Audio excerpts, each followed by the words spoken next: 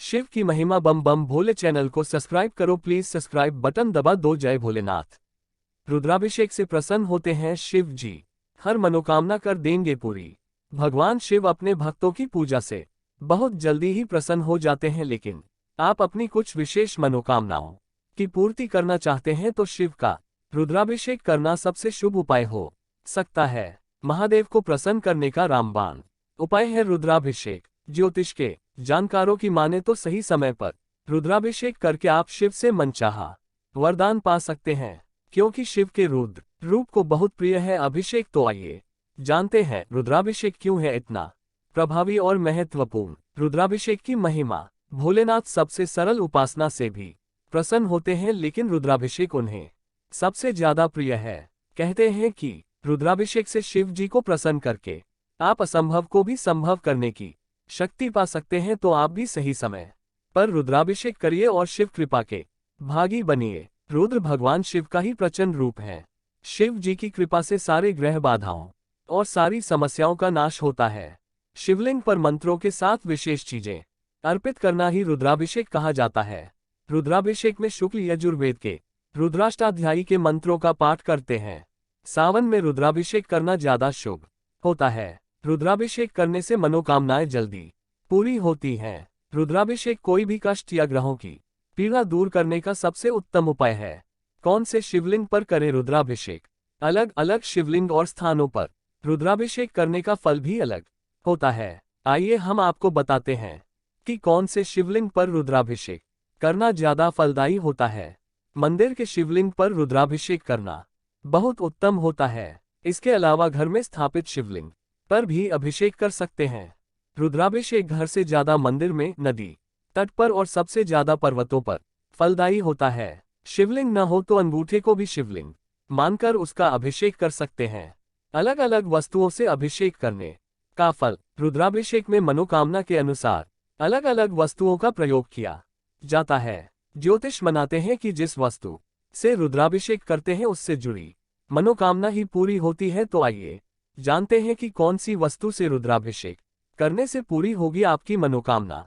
घी की धारा से अभिषेक करने से वंश बढ़ता है। इक्षुरस से अभिषेक करने से दुर्योग नष्ट होते हैं और मनोकामनाएं पूरी होती हैं। शक्कर मिले दूध से अभिषेक करने से इंसान विद्वान हो जाता है। शहद से अभिषेक करने से पुरानी बीमारियां नष्ट हो जाती हैं।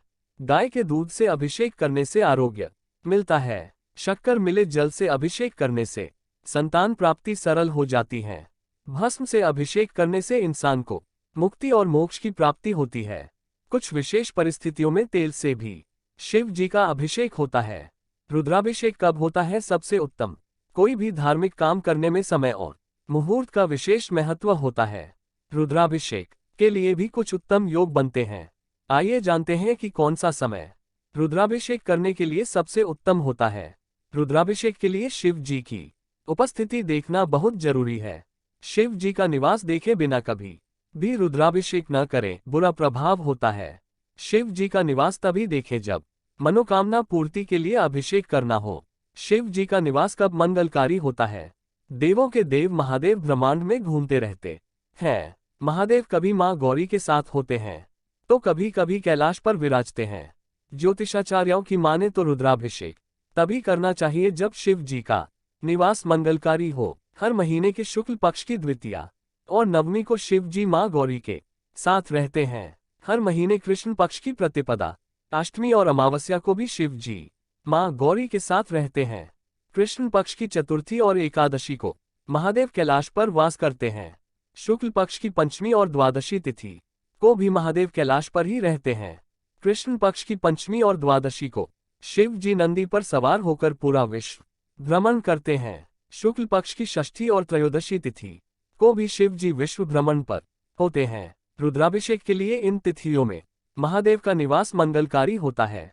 शिव जी का निवास कब अनिष्टकारी होता है? शिव आराधना का सबसे उत्तम तरीका है रुद्राभिषेक, लेकिन रुद्राभिषेक करने से पहले शिव के अनिष्टकारी निवास का ध्यान रखना बहुत जरूरी है। कृष्ण पक्ष की सप्तमी और चतुर्दशी को भगवान शिव शमशान में समाधि में रहते हैं। शुक्ल पक्ष की प्रतिपदा, अष्टमी और पूर्णिमा को भी शिव शमशान में समाधि में रहते हैं। कृष्ण पक्ष की द्वितीया और नवमी को महादेव देवताओं की समस्याएं सुनते हैं।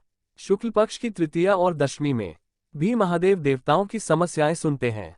कृष्ण पक्ष की तृतीया और दशमी को नटराज क्रीड़ा में व्यस्त रहते हैं। शुक्ल पक्ष की चतुर्थी और एकादशी को भी नटराज क्रीड़ा में व्यस्त रहते हैं।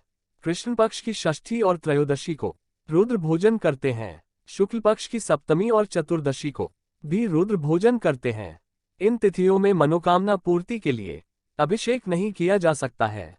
कब तिथियों का विचार नहीं किया जाता। कुछ व्रत और त्योहार रुद्राभिषेक के लिए हमेशा शुभ ही होते हैं। उन दिनों में तिथियों का ध्यान रखने की जरूरत नहीं होती है। शिवरात्रि, प्रदोष और सावन के सोमवार को शिव के निवास पर विचार नहीं करते। सिद्धपीठ या ज्योतिर्लिंग के क्षेत्र में भी शिव के निवास पर विचार नहीं करते। रुद्राभिषेक के लिए ये स्थान और समय दोनों हमेशा मंगलकारी होते हैं। शिव कृपा से आपकी सभी मनोकामना जरूर पूरी होंगी। तो आपके मन में जैसी कामना हो वैसा ही रुद्राभिषेक करिए और अपने जीवन को शुभ और मंगलमय